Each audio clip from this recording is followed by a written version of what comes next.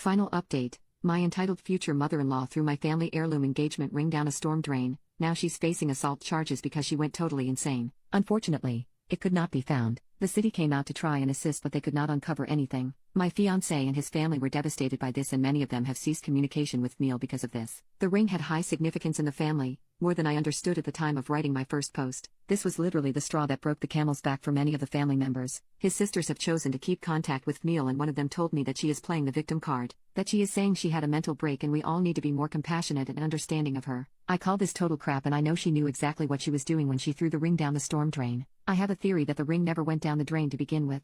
I think that maybe she hid the ring somewhere on herself and threw the box down the drain. I have no way to prove this, but I have expressed this concern to my fiancé and his family. It's a rather large house though and could be hidden anywhere. I don't think the ring will be found anytime soon if this is what happened. On a happier note, I am now engaged to my fiancé. My engagement ring does not have the same sentimental value as the other ring, but I love my new ring just the same. I am very happy to be engaged and I cannot wait to spend my life with my fiancé. My fiancé is in low contact now with his mother, but word has reached her that we are engaged. After she found out, she apparently refused to leave her room for 3 days. She refused to speak to anyone or eat any food. The drama of this woman is unbelievable to me. Soon after I was told about her condition, I started receiving a lot of strange emails and phone calls. I started getting phone calls from strange men, asking me to perform a variety of different sexual favors for them. Obviously, I was modified by this and immediately changed my phone number. I told my fiancé what had happened, and he thought that someone must be giving out my number to men they met by mistake. I didn't believe that, so I did a Google search of my phone number and found a few Craigslist ads written about me. The descriptions are just too similar to my appearance. They even mention my red hair.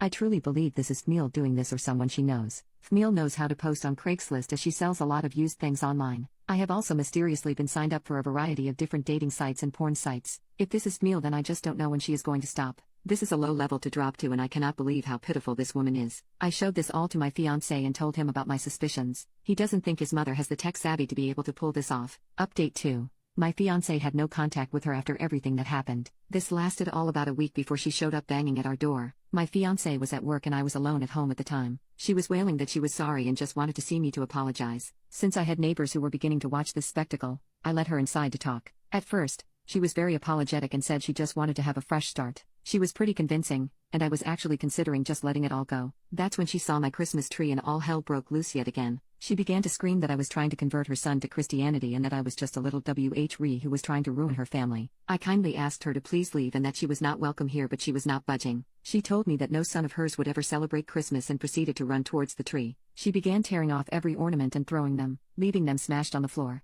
I have many childhood and family ornaments on my tree that are very precious to me. Several were smashed in her rampage. I had to grab her and physically drag her away. This ended with her punching me several times and biting me on my hand. I finally was able to throw her out the front door and grabbed my phone to call the police. She proceeded to scream like a banshee out front and call me every name in the book. The police arrived soon after, and just like that she completely stopped her fit and began to try and play the victim. She told the police that I was an intruder in her son's apartment and that I had attacked her. The police had arrived with an ambulance, which was promptly taken to because she was feeling faint and was in distress after my brutal assault on her. The police then came to interview me and I told them what had actually happened. I showed them the bite mark on my hand and the bruises that were beginning to form. My fiancé arrived at the scene and immediately came to my side. He confirmed to the officers that I do live there, and his mother is a nutcase. Seeing that her son was siding with me, sent her into yet another tantrum. The police asked me if I would like to place charges against Fmeel. I looked at my fiancé and I could tell that he was conflicted on what to do. I had to do what would make me feel safe in the end, and I decided to place charges. Fmeel was first taken to the hospital and then arrested upon her release. She is now facing assault charges and I have taken a restraining order against her. This has placed a serious strain on my relationship with my fiancé.